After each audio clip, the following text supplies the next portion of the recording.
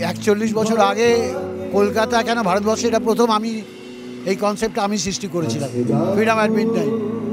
তারপর 83 থেকে 95 একটাই অনুষ্ঠান হতো সারা কলকাতায়, ফ্রিডম অ্যাট মিডনাইট সেলিব্রেশন, এই হাতি বেড়ানো।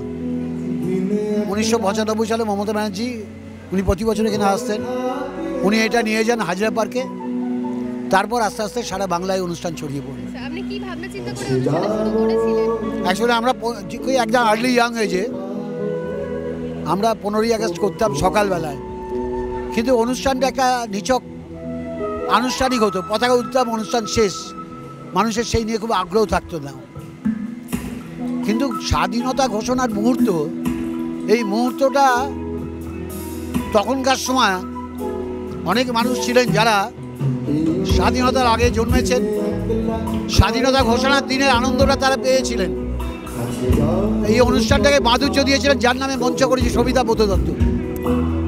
তিনি মুক্তি সংগ্রামের গান গাইতে ইতিহাস বলে বলে, আর প্যান্ডেলে সেই সময় বৃদ্ধ মানুষরা ভরে যেত, যারা পরাধীন ভারতবর্ষে জন্মেছেন, পরাধীন ভারতবর্ষে থেকে এসে স্বাধীনতার আস্বাদ গ্রহণ করেছিলেন, তাদের কাছে সেই স্মৃতিটা জাগিয়ে তুলত।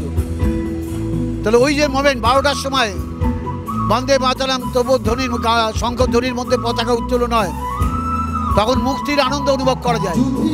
সেটাই আমরা চেয়েছিলাম যে ভবিষ্যতের মাঞ্জল প্রবাহিত ওই মুহূর্তে যে অনুভূতি, সেটা পরের দিন সকালে হয় না, সেটা ভেবে শুরু করেছিলাম।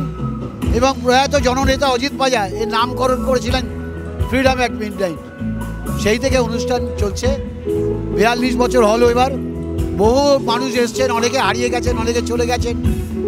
আমরা সঙ্গীত, সামাজিক কর্মসূচি, সামাজিক পরিষেবা, নানান কর্মসূচির মধ্যে দিয়ে সারা বছর কাজ করি। এই স্বাধীনতা দিবস উদযাপন কমিটি ওয়ার্ড 11 নামে। আর এই অনুষ্ঠানটা 3 দিনের হয়, শুরু হয়েছে হেলথ চেক আপ।